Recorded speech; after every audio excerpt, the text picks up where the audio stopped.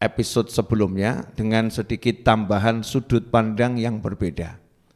Karena tafsir Al-Quran itu kan luas, ya, mufassirnya juga banyak. Sehingga semakin kita mendapatkan banyak informasi, maka semakin kaya ilmu, semakin tambah pengetahuan. Nah, orang kalau belajar begitu, jangan anti sama informasi.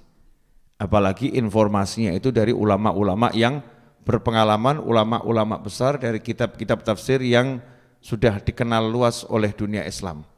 Nah, termasuk diantaranya adalah bagaimana menafsirkan ayat yang 19 surat Al-Qasas. Kalau kemarin kita mendapat satu sisi di mana Nabi Musa alaihissalam keesokan harinya setelah hari sebelumnya itu secara tidak sengaja mau melerai orang yang bertikai, yang satu dari Bani Israel, yang satu dari orang Mesir asli yang lagi berkelahi, mau dilerai oleh Nabi Musa, tetapi ketika akan melerai itu ada sedikit emosi yang timbul. Nabi Musa mendorong, tidak dengan dorongan yang keras, di riwayat yang lain memukul dengan pukulan yang ringan dengan telapak tangan beliau, di riwayat yang lain dengan dua jari beliau. Tapi ternyata ketika dua jari telapak tangan pukulan ini mendarat di dada orang Mesir tersebut, pas malaikat Israil alaihissalam bertugas mencabut nyawanya, sehingga orang Mesir itu jatuh dalam keadaan tidak bernyawa alias is dead, mati, meninggal dunia. Nah, disitulah Nabi Musa khawatir kalau nanti ketahuan oleh Fir'aun, ketahuan oleh tokoh-tokoh Mesir di kerajaan Fir'aun, maka mereka akan menganiaya Nabi Musa sejadi-jadinya. Ya, karena Nabi Musa juga paham di benak Fir'aun ini ada keyakinan jangan-jangan ini anak laki-laki yang saya cari selama ini. Ya, jangan-jangan ini bukan dari orang Mesir, kelihatannya ini Musa adalah Bani Israel. Nah, Bani Israel di masa itu enggak punya salah saja sudah dianiaya, dijadikan budak, disiksa, apalagi membunuh orang Mesir. Jadi Fir'aun itu rasis. Ya, Fir'aun itu rasis, sehingga kalau sampai ada satu orang Mesir mati, maka bisa jadi satu kampung yang bunuh satu orang, tapi bisa jadi satu kampung dibunuh semua. Itu kan rasis begitu ya. Satu orang yang terluka, satu negara itu bisa ikut perang semua, ya, bisa ikut perang semua. Maka saat itulah Nabi Musa berupaya untuk gimana caranya tidak ketahuan, biar tidak terjadi bencana yang lebih besar. Maka beliau tetap menyembunyikan diri di kota Memphis itu, ya, di kota Memphis menyembunyikan diri. Dalam riwayat ulama di rumah ibunya, ya, di rumah ibunya. Riwayat yang lain mengatakan entah di mana, enggak dijelaskan, enggak disebutkan.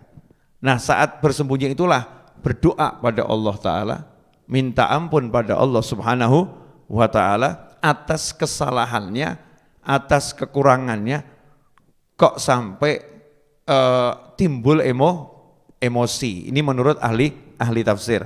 Nah, ikhwani rahimakumullah, nanti akan saya terangkan hikmahnya apa, ya, pelajarannya apa. Kemudian keesokan harinya Nabi Musa berupaya cari tahu gimana nasibnya orang yang meninggal kemarin tuh. Beritanya udah tersebar belum, tersiar belum, pelakunya siapa yang diduga, pengen tahu.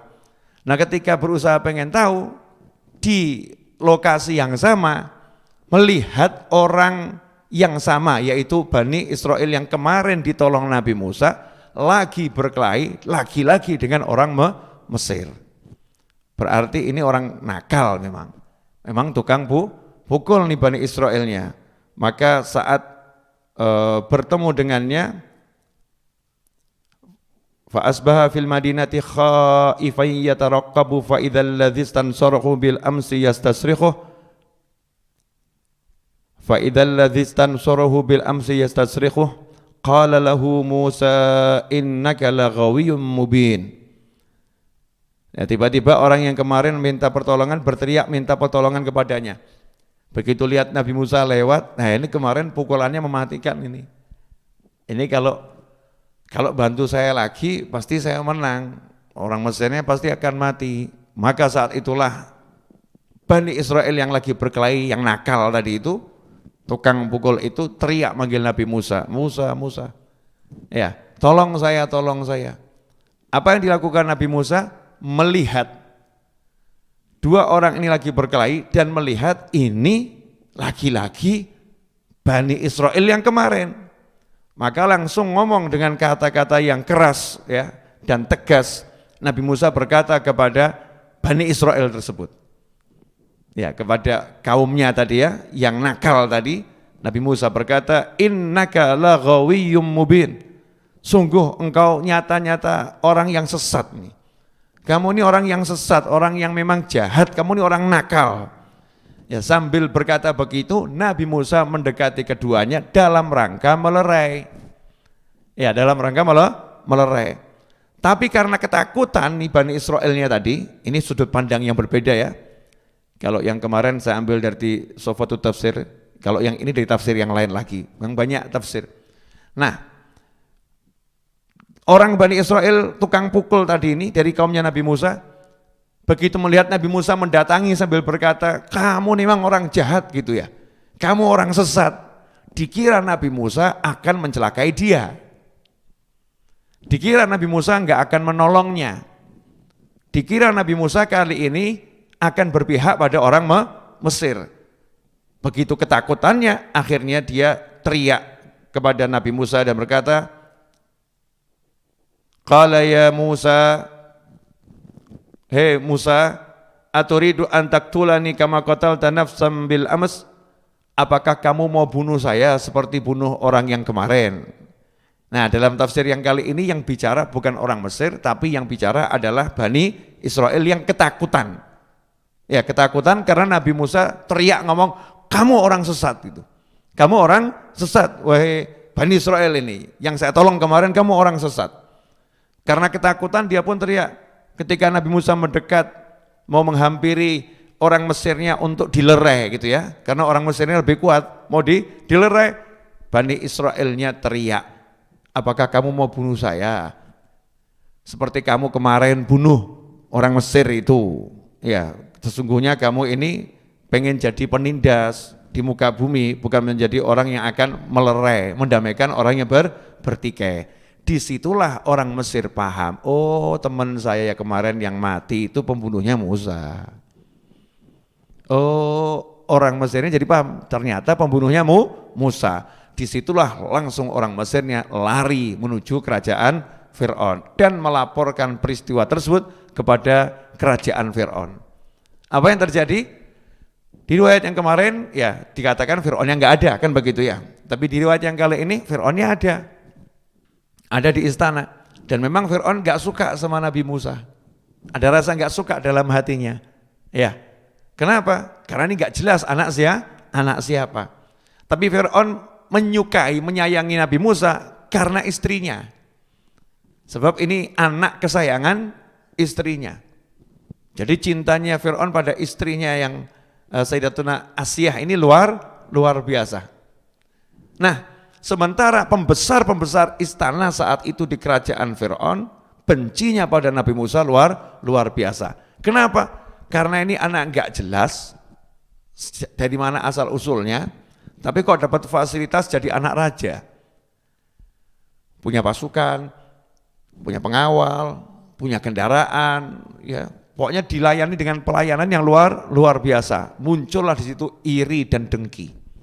Ya, iri dan dengki. Likulli dzi ni'matin mahsud. Setiap orang yang punya kenikmatan itu pasti ada yang iri, ada yang dengki. Makanya kalau ada orang yang iri sama kamu berarti kamu punya nikmat. Kalau ada orang yang dengki sama kamu berarti kamu punya nikmat. Makanya jangan marah-marah. Kenapa dia begitu sama saya? Ya, mestinya kita langsung introspeksi diri. Oh, alhamdulillah, berarti saya ini punya sesuatu yang tidak dia miliki. Saya diberi Allah sesuatu yang dia nggak mampu, tapi saya mampu. Berarti saya orang istimewa. Nah saat itulah, ikhwani rahimakumullah, pemirsa dimanapun Anda berada, pembesar Mesir rapat. Nah kok bisa pembesar Mesir rapat? Nah, ini urusan satu orang kok sampai semua tokoh ikut rapat pengen bunuh Nabi Musa. Kok bisa seperti itu? Jawabannya ya sederhana. Seperti ada satu orang dibunuh, tapi karena rasis, itu bisa satu negara rapat untuk balas dendam. Betul ya? Satu negara rapat untuk balas dendam. Lah ini satu negara pembesarnya rapat semua, pokoknya nggak bisa, ini nggak bisa cuma di penjara ini nggak bisa cuma ditangkap, dipukul, nggak bisa begini. Meskipun ini status anak raja ya, raja, ini sudah saatnya statusnya dihapus nih. Ini saatnya disingkirkan, ini saatnya dibunuh. Ya karena itu timbul kesepakatan mengadakan muktamar, ya'tamirun itu muktamar ya. Muktamar ya, rapat besar untuk apa? Menentukan hukuman buat Nabi Musa. Dan hukumannya adalah hukuman mati. Nah saat itulah ada salah satu di kerajaan Fir'aun, khilaf ulama siapa orang ini, ada yang mengatakan itu orang yang beriman, ada yang mengatakan orang yang fansnya Nabi Musa. Enggak beriman tapi pecinta, fansnya Nabi Musa. Sementara yang kemarin saya sampaikan adalah riwayat yang menyudut pandang ini justru bagian daripada kelompok yang anti Nabi Musa yang lagi buat siasat biar Nabi Musa keluar dari Mesir. Semua sudut pandang itu indah. Ya, semua sudut pandang itu indah. Kita bisa jadikan kalau di film itu dengan satu kisah dengan 3 kejadian. Nah, nanti kan bisa lihat. Kalau kejadiannya begini, kejadiannya begini. Itu ada film yang seperti itu. Alur ceritanya ada 3. Nah, saat itulah lelaki yang dari kerajaan Fir'aun ini, kali ini kita ambil dari sudut pandang dia temannya Nabi Musa, fansnya Nabi Musa, dia orang yang beriman dari keluarga Fir'aun yang sangat cinta pada Nabi Musa alaihissalam, segera bergerak lewat jalan pintas mencari Nabi Musa dan ngasih tahu, wahai Musa, mereka sedang rapat akbar dan hasil rapatnya kamu akan dihukum mati, tolong segera tinggalkan Mesir, aku ini penasehat yang jujur, sayang cinta sama kamu, nasihatin ini. Maka saat itulah Nabi Musa segera meninggalkan Mesir. Nah, sekarang kita coba akan mengkaji kisah ini. Nanti saya diingatkan ya di akhir insyaallah ada satu hikmah yang luar biasa yang akan saya kupas ya, tapi nanti di akhir, jangan sekarang biar seru. Jadi ada hal-hal yang asyik itu biar di akhir saja ya. Sekarang kita lanjutkan yang asyik juga, kisahnya berlanjut Nabi Musa bertemu jodoh. Kapan itu? Saat diburu sebagai buronan dengan dakwaan kasus pembunuhan. Dakwaannya berat, ancaman hukuman mati. Nabi Musa pun pergi meninggalkan Mesir. Di surat Al-Qasas ayat yang ke-21, fa kharaja minha khaifan yataraqqab qala rabbi najjini minal qaumidz zalimin. Maka keluarlah dari Mesir dalam keadaan waspada, toleh kanan, toleh kiri, khawatir ada yang nyusul, terus memperhatikan sekitarnya. Qala, sembari berkata, rabbi najjini minal qaumidz zalimin. Duhai Tuhanku, kenapa pakai kata Rabb bukan Allah? Karena ini urusannya tarbiyah, pengurusan. Ya, kalau Allah ini masalah ketuhanan, tapi ini urusan tarbiyah. Alhamdulillahi Rabbil Alamin. Segala puji syukur bagi Allah yang ngurus jagat raya, Tuhan yang ngurus jagat raya. Nah ini karena kepentingannya pengen diurus, ya kepentingannya pengen diurus sama Allah Ta'ala, maka kalimat yang dipakai Rabbi, duhai Allah yang maha mengurusi, najjini, tolong selamatkan aku dari kaum yang zalim. Walamma tawajjaha tilqa Madyan, ayat yang ke-22, walamma tawajjaha tilqa'a madyana qala asa rabbi ayahdiyani sawa'as sabil. Dan ketika dia menuju ke arah negeri Madian, Nabi Musa berdoa lagi. Jadi berangkat ke arah Madian. Ahli tafsir mengatakan berangkatnya enggak punya kendaraan, enggak sempat bawa bekal. Karena ini bukan mau piknik. Ya, kalau mau piknik kan siapkan kendaraannya, siapkan bekal. Ini pelarian, buronan, dan tidak ada rencana mau jadi pembunuh. Ini kecelakaan, musibah, musibah. Maka berangkat seadanya. Bahkan dikatakan Nabi Musa cuman bawa tongkat kesayangannya, kemudian sandal, pakaian yang melekat, tidak punya kendaraan dan tidak punya pengetahuan tentang perjalanan keluar negeri, ya, keluar kota itu. Nah, apa yang terjadi? Minta sama Allah Ta'ala, doa. Lagi-lagi doa. Minta sama Allah Ta'ala, Rabbi ayahdiyani sawa'as sabil. Qala asa Rabbi ayahdiyani sawa'as sabil. Ya, semoga Allah yang maha mengurusi aku memberikan bimbingan, memimpin aku menuju jalan yang benar. Jalan yang benar dalam perjalanan menuju Madian, jalan yang benar dalam perjalanan dunia ke akhirat, ya, jalan yang benar sampai ke jannahnya Allah Subhanahu wa taala dengan segala maknanya, menuju jalan yang benar. Maka di situ ditafsir, dikisahkan lagi Allah kirim malaikat yang menunjukkan jalan ke Madian itu mana. Ya, jalan ke Madian itu mana? Nah, ini penting kalau nanti lagi bingung, nggak tahu jalan, ya minta sama Allah Ta'ala. Jangan sibuk, nggak ada sinyal ya. Oh, bergantung sama sinyal terus. Minta sama Allah Subhanahu wa Ta'ala. Siapa tahu nanti Allah kirimkan sinyal, kan begitu. Atau Allah kirimkan tiba-tiba orang lewat yang akan bimbing kita. Entah pertolongan Allah wujudnya macam-macam. Nah, berapa lama perjalanan dari Mesir, Memphis tadi menuju Madian? Dikatakan oleh ahli sejarah dan ahli tafsir, jarak dari Memphis sampai Madian itu perjalanan 8 hari. 8 hari jalan kaki. Ada yang mau coba? Itu kalau nggak salah dari Solo sampai mana ya? Kalau jalan kaki 8 hari itu. Sampai Jakarta enggak itu? Ada yang mau coba? Nah, waktu itu kan ada yang jalan kaki ya, asal nggak pakai mampir-mampir loh ya. Ya kalau mampir di rest area 2 jam masih oke. Mampir di rest area 10 hari. Mau jalan kaki kan. Ya dia jalan kaki. Ini Nabi Musa jalan kaki terus tidak bawa bekal. Akhirnya makannya apa? Makannya dedaunan dan rerumputan. Dedaunan dan rerumputan.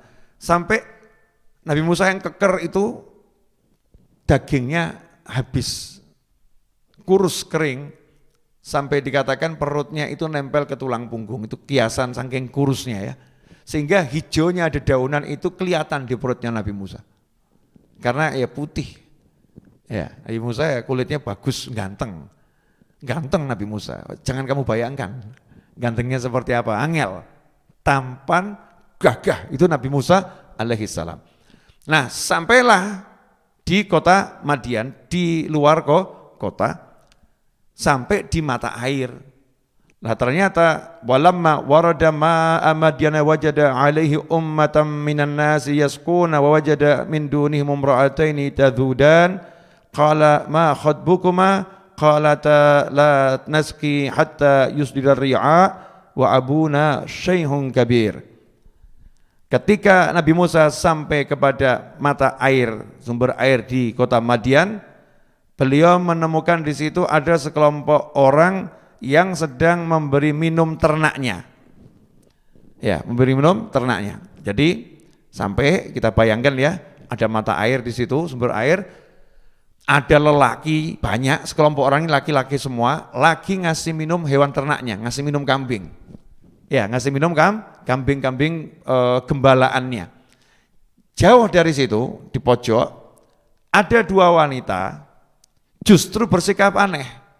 2 wanita ini tidak menggiring hewan ternaknya untuk minum air tersebut, bahkan menghalangi hewan-hewan ternaknya, gembalaannya, jangan sampai menuju mata air, jadudan, dicegah. Ya, jangan dihalau, setiap kali mau menuju mata air, dihalau. Nah, ini pemandangan yang aneh, karena biasanya orang itu kalau ada mata air, di situ yang lain menggembala, bawa gembalaannya ke mata air, pasti dia juga akan bawa gembalaannya ke mata air. Tapi kenapa dua wanita ini justru menghalangi gembalaannya, hewan ternaknya dari mendekati mata air. Nabi Musa yang lapar, haus, dahaga, penasaran.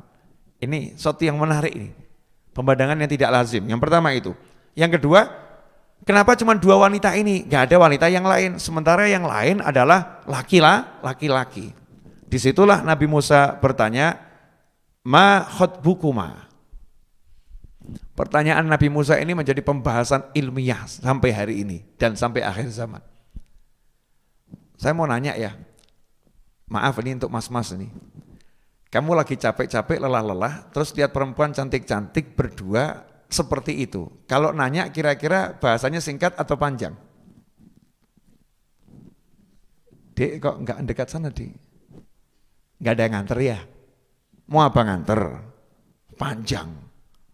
Ngobrol. Nah, ini lelaki zaman now kita-kita ini. Yang belum kena sentuhan syariat, yang belum paham ilmu bagaimana kita menjalankan syariatnya Allah Subhanahu wa taala. Nah, ini Nabi paham mana halal, mana haram, mana makruh, ya, mana yang layak, mana yang enggak pantas.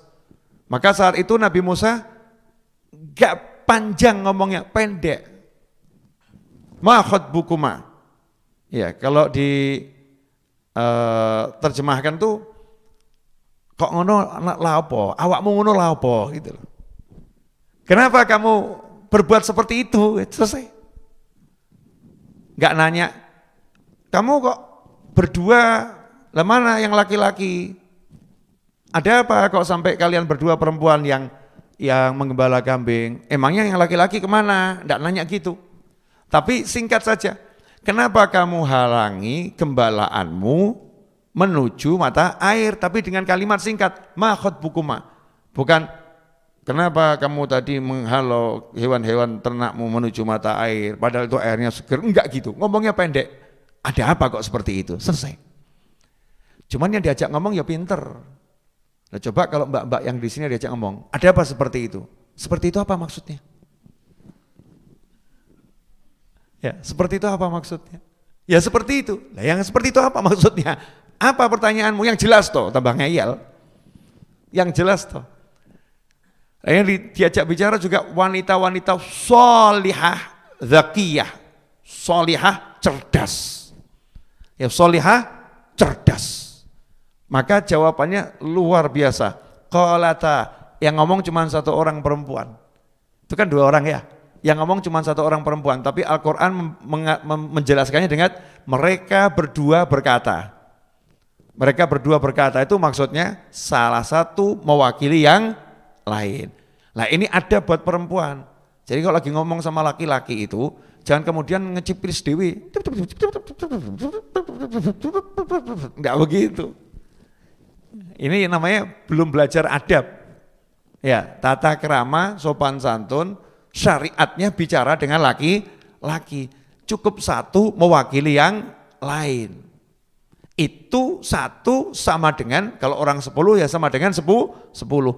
Kalau orang 2 ya sama dengan berdua. Loh indahnya nih Al-Quran. Qalata la naski hatta yusdirar ri'a'u wa abuna syaihun kabir. Kami tidak akan memberi minum hewan ternak ini sampai penggembala-penggembala kambing laki-laki itu selesai ngasih minum gembalaannya, mereka pulang, sepi nggak ada orang, baru kami kasih minum ya gembalaan kami. Artinya apa? Dua wanita ini tidak mau campur dengan laki-laki. Masya Allah. Ini mukminah ya, nggak mau campur dengan laki-laki, mirip dengan wanita-wanita zaman sekarang. Ya, mirip ya dengan wanita-wanita zaman sekarang, enggak mau kumpul sama laki-laki. Jadi kalau lihat ada laki-laki berkerumun, menjauh. Nanti kalau udah bubar, kami baru mendekat, mirip dengan wanita-wanita zaman Nuh. Mirip banget, Masya Allah.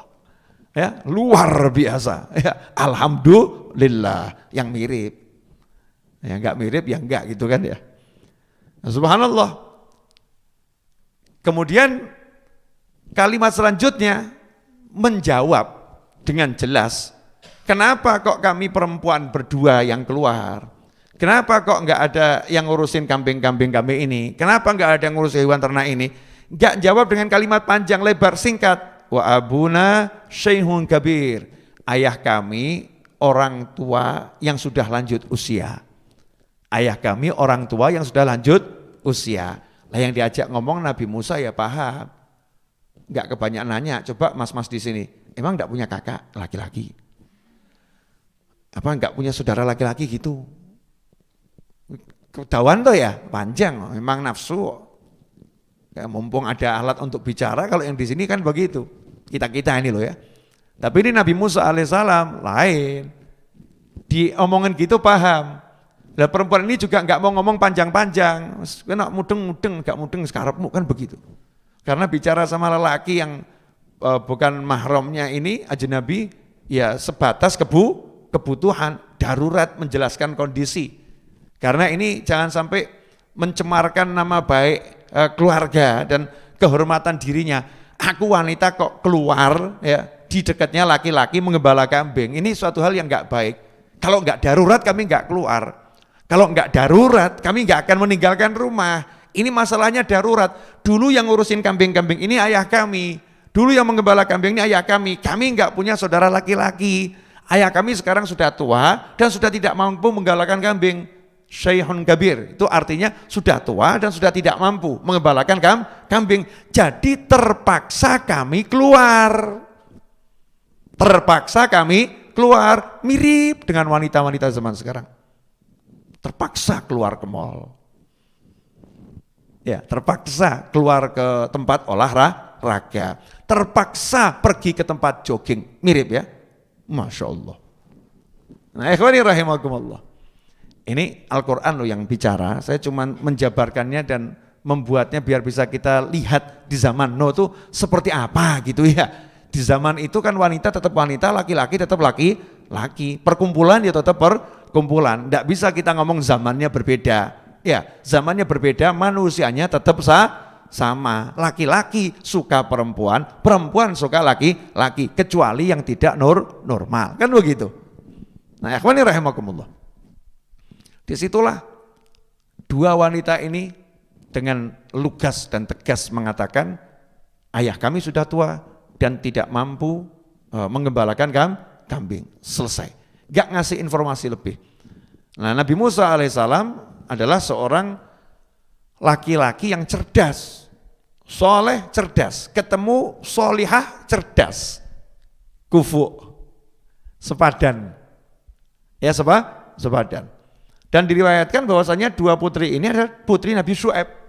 Meskipun ada beda ahli tafsir, ada mengatakan Syu'aibnya Syu'aib yang berbeda.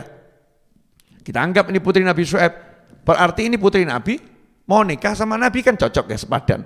Solihah sama soleh, cerdas sama-sama cerdas.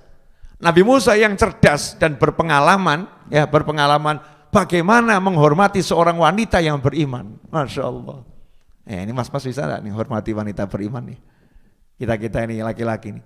Menempatkan wanita yang beriman tuh mulianya luar biasa.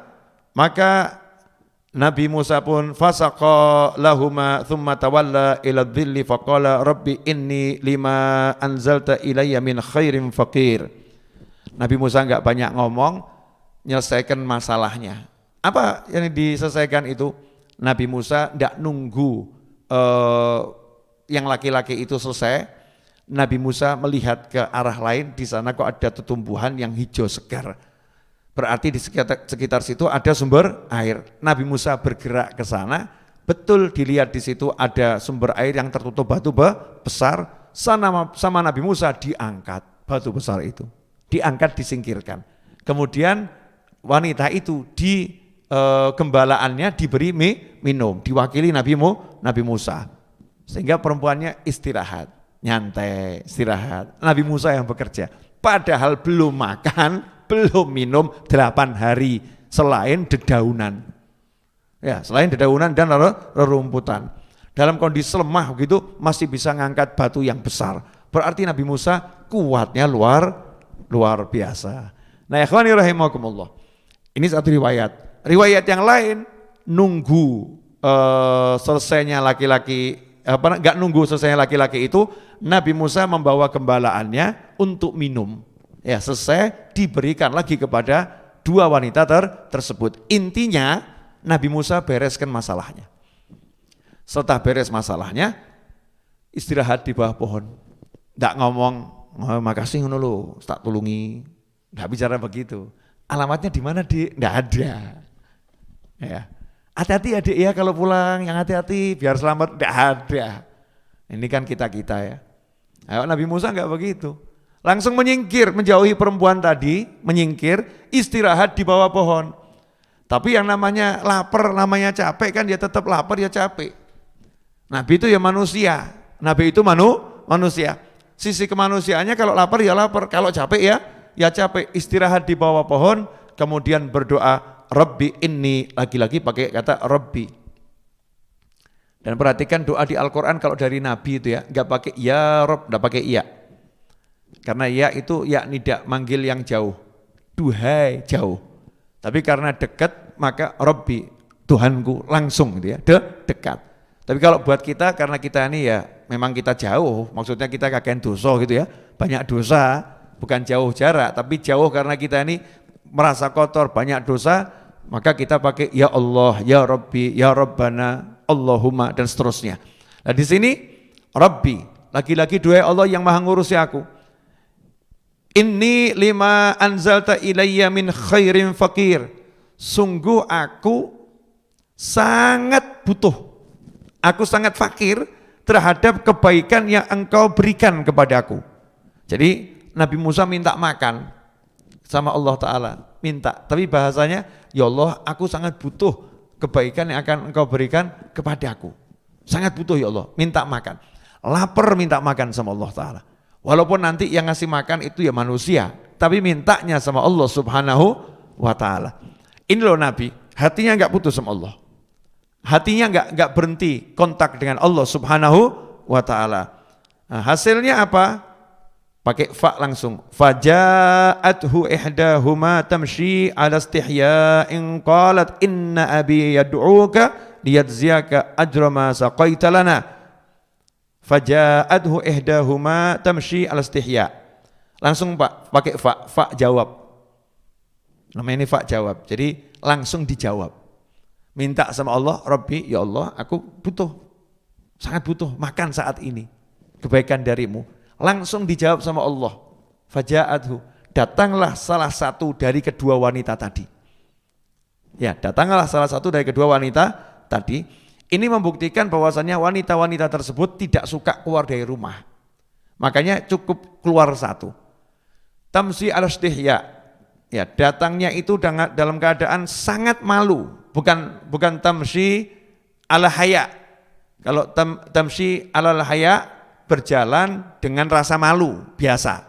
Kalau tamsi al-istihya karena ada alif sin tambahan itu ya. Di situ ada makna dalam bahasa Arab yang lebih sangat.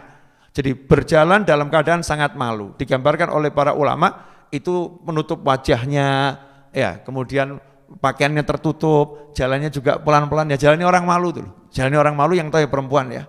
Kecuali perempuan yang enggak punya rasa malu, susah menjelaskan jalannya orang malu gimana. Tapi kalau perempuan yang malu-malu itu kan ngerti. Jalannya orang malu seperti apa. Nah, ikhwani rahimakumullah. Kemudian setelah ketemu Nabi Musa alaihissalam masih di bawah pohon tadi, itu menunjukkan doanya Nabi Musa langsung dijawab oleh Allah Subhanahu wa Ta'ala. Qalat, berkata, lagi-lagi kalimatnya juga singkat, nggak ngomong begini, Mas makasih ya tadi udah nolong, sekarang saya undang ke rumah. Enggak. Kalau kalimatnya begitu berarti wanita berkata kepada pria, ngobrol sama pria. Tapi di sini sang wanita enggak mau ngobrol sama pria. Ini karena diutus ayah. Jadi langsung berbicara mewakili ayah. Inna abi yad'uk. Sesungguhnya ayahku. Jadi yang berbicara sekarang siapa? Wanita itu mewakili ayahnya. Inna abi yad'uka liyajziyaka ajra ma saqaita lana. Dan dikasih penjelasan, ini ayahku manggil kamu, biar nggak pikir macam-macam manggilnya kenapa, ada apa, ndak nimbulkan fitnah, maka dijelaskan, ayahku manggil kamu karena mau ngasih hadiah, karena kamu tadi sudah memberi minum hewan-hewan ternak kami, sekarang saatnya ayah kami balas budi. Nah, ini juga menunjukkan orang yang budiman. Orang yang budiman itu kalau ada orang baik sama dia akan berjuang segera membalas budinya, gak bisa nunda-nunda. Pengen langsung balas, ya segera ada orang berbuat baik langsung dibalas dengan kebaikan, gak ditunda-tunda. Kemudian dikatakan di dalam ayat tersebut, falamma ja'ahu, ketika Nabi Musa akhirnya datang ketemu Nabi Syuaib alaihissalam, wa qassa alaihil qasas, kemudian menceritakan apa yang terjadi pada dirinya. Nah beda, begitu ketemu sama-sama laki-laki cerita sambil makan ya cerita. Laki-laki sama perempuan enggak, sekarang dibalik, sama perempuan curhat, perempuan sama laki-laki curhat. Ya, laki-laki ketemu laki-laki menang, ada apa? Tidak ada apa-apa. Begitu ketemu cewek, wah aku lagi ada masalah, diumbar. Nabi Musa alaihissalam begitu ketemu sesama laki-laki menceritakan kondisinya, bukan curhat ya, bukan curhat, tapi menceritakan kondisinya. Saya tuh sampai di sini karena begini, biar jelas nih statusnya apa. Maka dijawab oleh Nabi Syuaib alaihissalam, qala la takhaf, jangan takut. Ya, kamu jangan takut. Najauta minal qaumidz zalimin, kamu sudah selamat dari kaum yang zalim. Selesai. Artinya jangan khawatir. Di sini kamu udah selamat nih. Kamu selamat sekarang. Enggak, nanti kamu akan kami selamatkan. Enggak. Kalau nanti kamu akan kami selamatkan itu masih belum menciptakan rasa aman. Tapi kalau udah kalimat, udah kamu selamat, berarti di tempat ini enggak ada masalah. Ya, di tempat ini kamu udah terlindung luar biasa. Kamu selamat di sini dari orang-orang yang zalim. Najauta minal qaumidz zalimin. Nah, disitulah ya ketika mendengar bahwasanya laki-laki ini orang yang baik, orang yang kuat, orang yang bijak.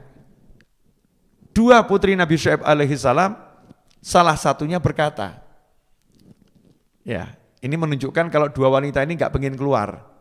Begitu dilihat ada orang yang kuat, yang pinter, nah ini cocok nih sudah, biar ini aja yang gembala kambing, kita mau di rumah saja. Beda kalau wanita zaman sekarang, oh jangan sampai dia dipekerjakan, wah kita nggak bisa keluar lagi. Wah kita di rumah terus kan ya repot. Dah, ayah harus kasih tahu, kami masih sanggup bekerja, kami sanggup cari nafkah, kami sanggup menggembala, jangan sampai kami dikurung di rumah, jangan sampai kami nggak bisa keluar di rumah terus. Ini kalau kita zaman sekarang, ya. Tapi saat itu enggak, ini wanita yang sholihah, begitu melihat kesempatan untuk tidak keluar dari rumah agar bisa terus tinggal di rumah, wanita tersebut salah satunya berkata, qalat ihdahuma ya abatis ta'jir, duhai ayahku, tolong pekerjakan dia. Inna khaira man istajartal qawiyul amin. Sesungguhnya sebaik-baik yang engkau angkat sebagai pekerja untuk bekerja pada kita adalah al-qawiyul amin, orang yang kuat dan orang yang bisa pegang amanat. Kuat dan amanat. Ini syaratnya jadi pekerja yang handal. Kuat, kerjanya kuat, amanat. Amanat waktu, amanat pekerjaan, amanat macam-macam. Nabi Musa udah kelihatan amanat sekali. Karena dalam perjalanannya dikatakan perjalanan menuju rumah Nabi Syuaib alaihissalam itu saking Nabi Musa itu menjaga kehormatan putri Nabi Syuaib yang menjemput beliau untuk pergi ke rumah Nabi Syuaib, mengundang beliau. Nabi Musa tidak mau jalan di belakang. Karena kalau jalan di belakang nanti perempuan ini kena angin kemudian kainnya tersibak kan dia repot. Nah kalau jenengan pripun?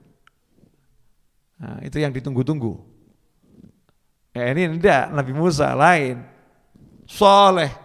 Beliau mengatakan, kamu jalan di belakang. Saya laki-laki jalan di depan. Jalan di depan enggak tahu alamat gimana caranya. Belum ada GPS. Caranya bagaimana? Dan nanti kamu lempar batu. Kalau ke kanan lempar batu ke kanan. Kalau ke kiri lempar batu ke kiri. Bahkan ngomong aja enggak boleh. Jangan ngomong kanan, kiri. Nabi Musa nggak mau dengar suaranya. Meskipun suara wanita bukan aurat. Ya bukan aurat menurut sebagian ulama. Tapi Nabi Musa betul-betul hati-hati nggak mau dengar suara wanita ini. Jaga betul dirinya dan jaga wanita itu. Kanan lempar kanan, kiri lempar kiri. Sanggup niru Mbak? Nah, ini adab tingkat tinggi ini luar biasa.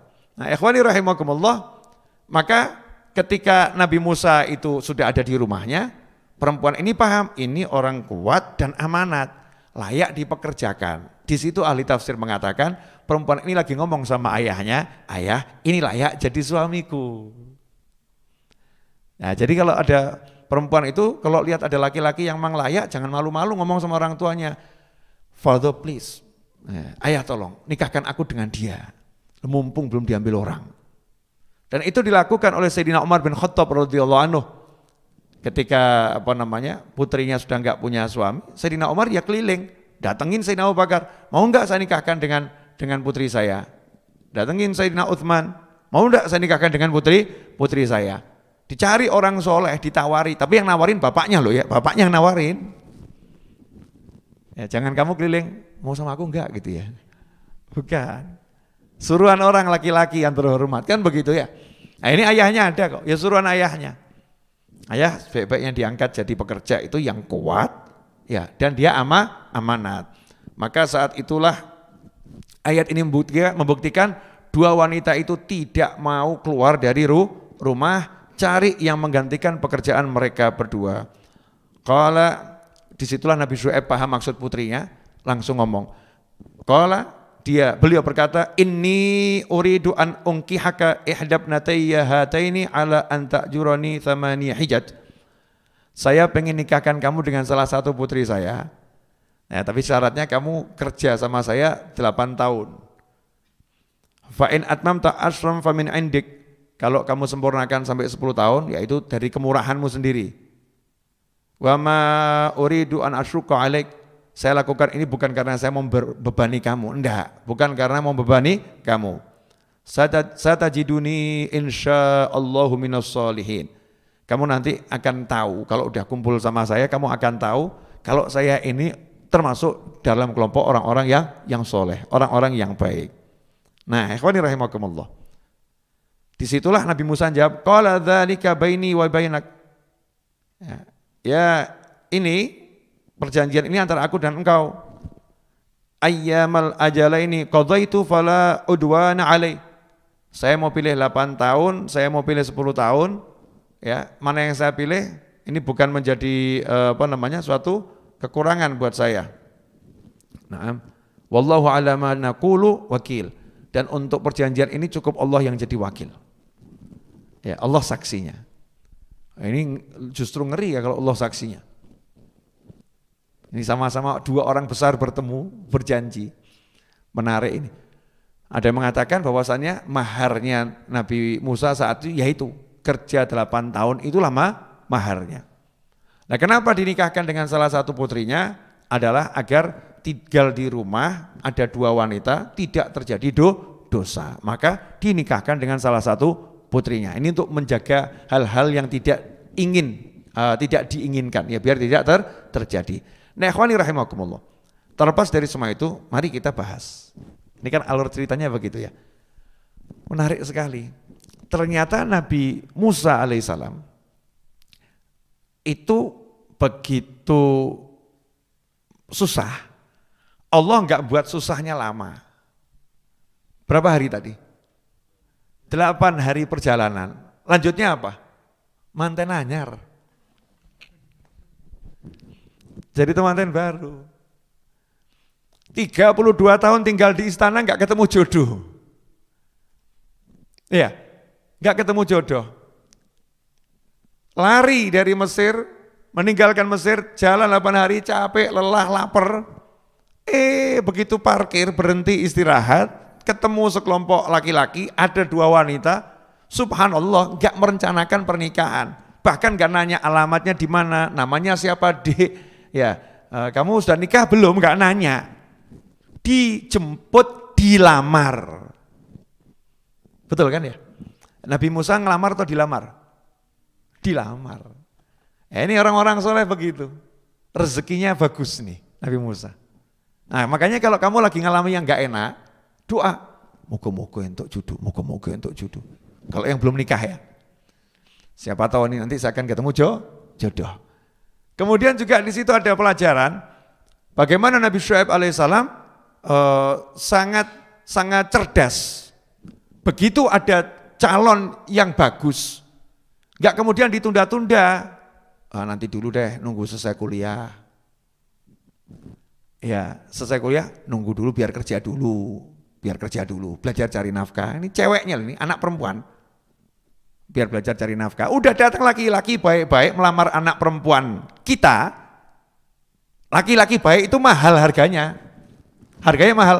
Kalau udah datang Mas Hamdani, entah Hamdani yang mana, ya ngelamar anak perempuan Anda, misal kok Mas Hamdani ini orangnya baik gitu ya, qawiyun amin, ternyata orangnya perkasa, orangnya amanat, misal gitu ya. Kalau yang di depan saya kan belum patek perkasa. Perkasa, orangnya amanat, Masya Allah. Jangan mengatakan, maaf ya Dik, anak saya lagi kuliahnya belum selesai, nanti kalau nikah sama kamu gimana nasibnya, gimana kuliahnya. Jangan sampai gelar kesarjanaan itu lebih penting daripada suami yang soleh. Karena cari suami soleh itu tidak mudah. Bahkan diajarkan kalau ada calon suami soleh, jangan nunggu dia melamar. Jangan nunggu dia kemudian toleh, punya anak perempuan ya Pak, ya enggak. Nabi Syuaib alaihissalam tidak menunggu Nabi Musa kemudian nanya, ini putri Anda gimana, sudah ada jodohnya belum, udah ada calonnya belum, enggak nanya begitu. Tapi langsung Nabi Syuaib yang berkata, Musa, mau enggak kamu saya nikahkan dengan salah satu putri saya? Mau enggak gitu. Ini ayah yang bijak, ya, ayah yang bijak. Ternyata perjalanan Nabi Musa dikeluarkan dari Mesir itu takdirnya Allah Subhanahu wa taala untuk mempertemukan Nabi Musa dengan jodohnya sekaligus gurunya. Karena Nabi Musa akhirnya juga berguru dengan Nabi Syuaib alaihissalam. Dan disitulah ada pelajaran orang kalau mau berguru itu harus ngenger, harus ikut, ya tinggal bersama. Kalau berguru cuman online ya dapat ilmu, tapi belum dapat ilmu yang sesungguhnya. Kalau mau dapat ilmu yang sesungguhnya ya tetap harus tinggal bersama. Karena tahu nanti caranya ketika menghadapi tamu yang ngaku-ngaku lihat malaikat gimana.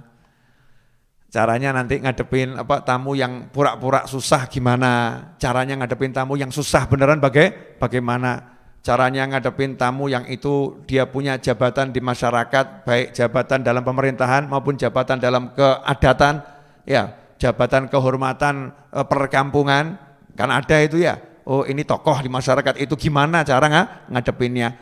Oh kalau kedatangan tamu yang nanyanya ngeyel-ngeyel itu cara ngadepinnya bagaimana. Oh kalau lagi mengalami nggak punya duit itu cara ngatasinya bagaimana. Oh kalau lagi berlimpah rezekinya caranya bagaimana.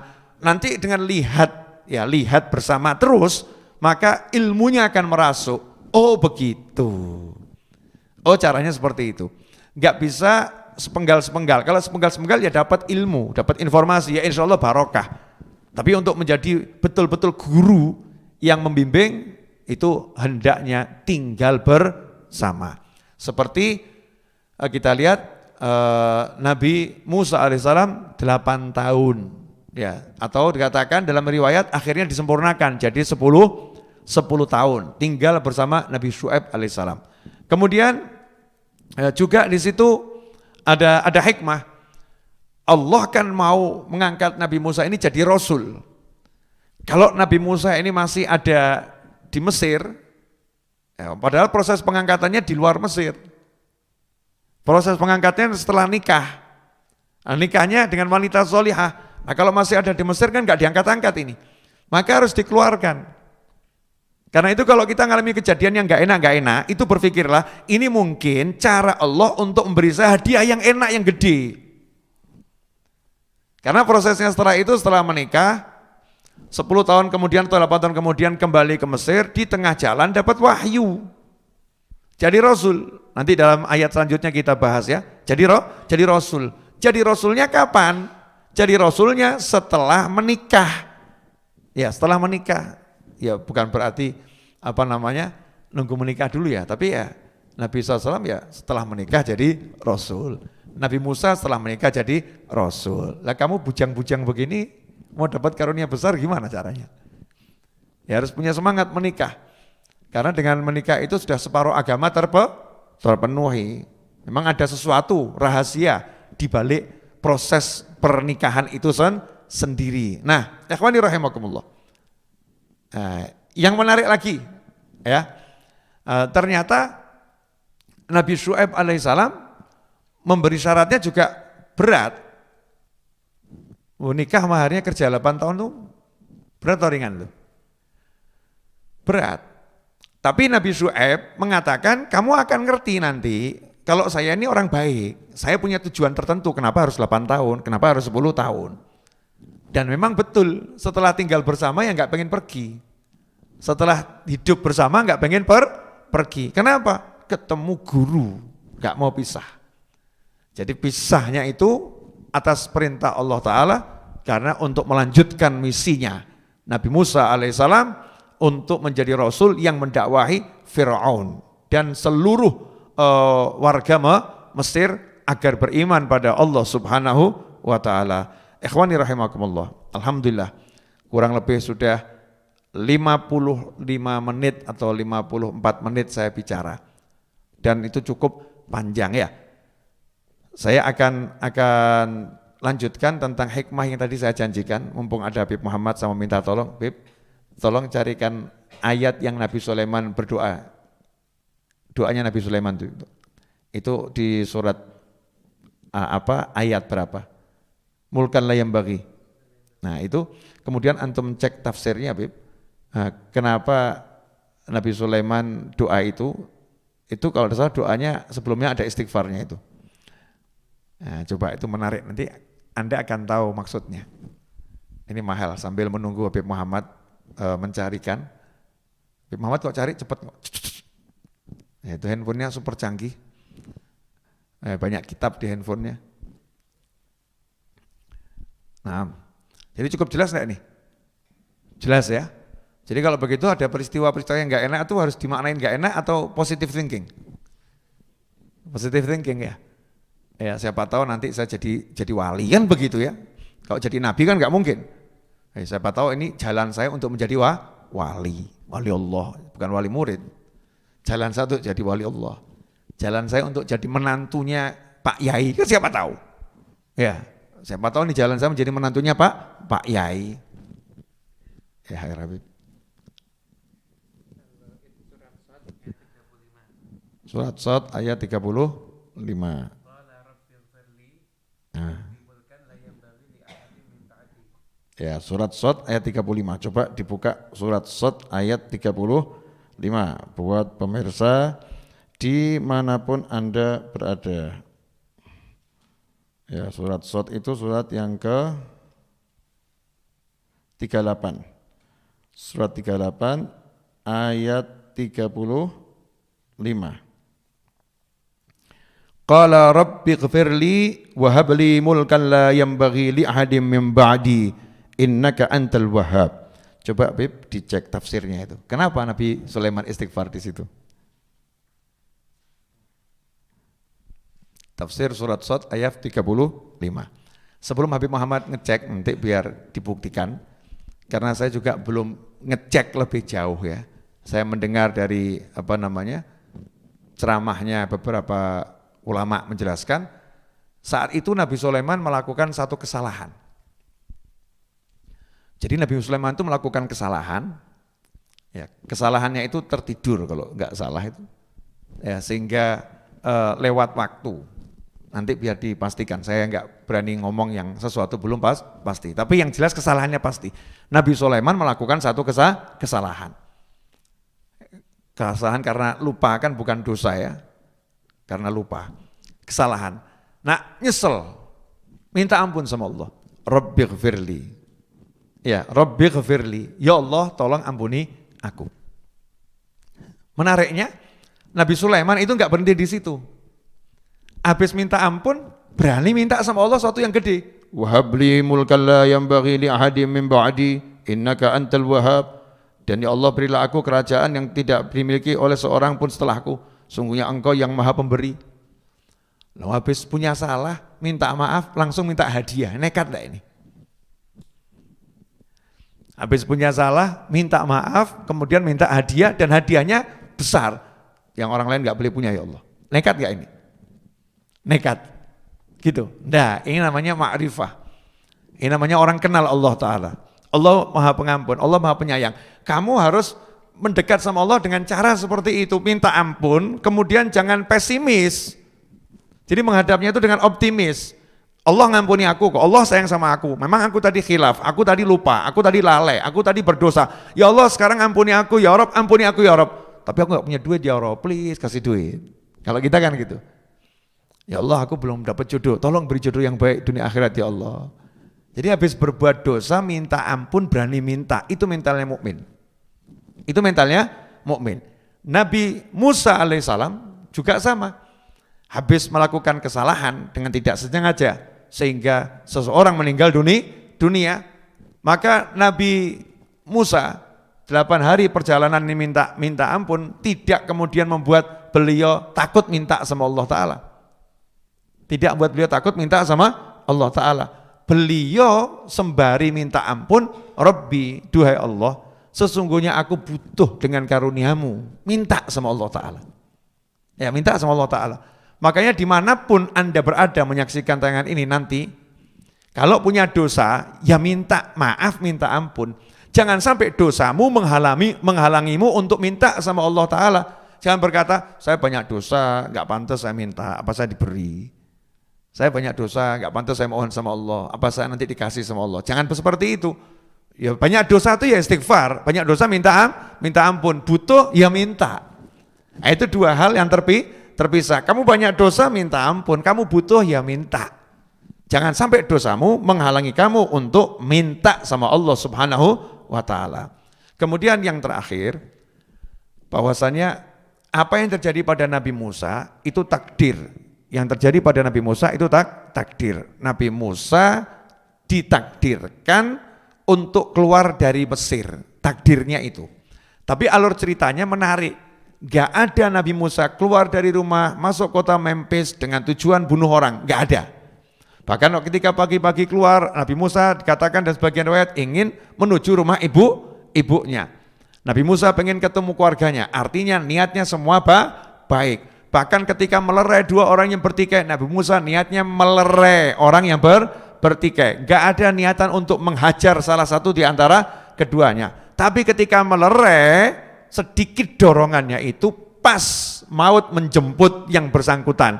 Sehingga yang bersangkutan meninggal dunia dan akhirnya Nabi Musa didakwa, dituduh sebagai pembunuh. Padahal beliau bukan pembunuh. Berubah status hidupnya. Dari orang yang dimuliakan di sebuah kerajaan, dari anak angkat Fir'aun yang diagung-agungkan, tiba-tiba menjadi buronan yang dicari-cari dan akan dibunuh. Nah itu takdir, ya itu takdir. Tapi Nabi Musa menerima takdir itu dengan ikhlas, dengan legowo, tidak kemudian gersulo, gak keluh kesah, justru kembali pada Allah Subhanahu wa Ta'ala, minta tolong sama Allah Ta'ala, kemudian melanjutkan kehidupan. Ya. Keep moving ya, terus bergerak, tidak seperti orang itu apa? Kalau bilang nggak segera bangkit, bahasanya apa itu kalian kalau ngomong? Nggak move on. Kok nggak move on ya? Kapan akan move on ini? Nggak move on. Nabi Musa langsung move on, ya langsung move on, segera bergerak. Bahkan akhirnya mentalnya menyebabkan beliau segera menikah. Nah, insya Allah apa yang saya sampaikan ini berkah manfaat. Betul begitu Pak Muhammad?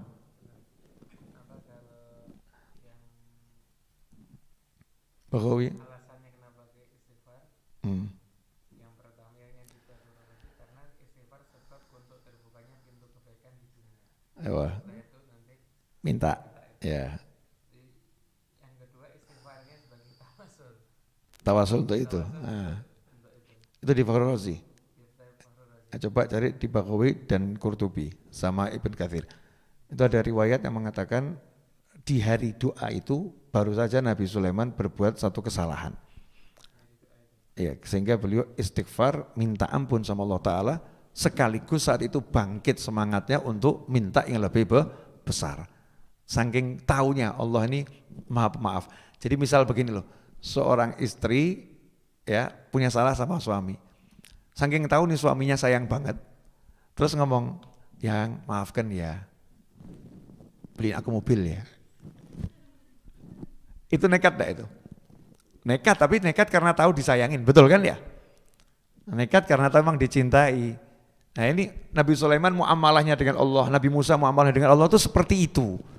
Para wali itu muamalahnya dengan Allah seperti itu. Manja, ya manja. Minta ampun, minta maaf, minta maaf. Tapi manjanya luar biasa. Ya mudah-mudahan yang saya sampaikan ini bermanfaat untuk teman-teman yang ada di rumah. Kali ini tanya jawabnya disimpan dulu untuk nanti malam ya. Yang siang kita buat nggak ada sesi tanya jawabnya. Disimpan dulu aja tanya jawabnya.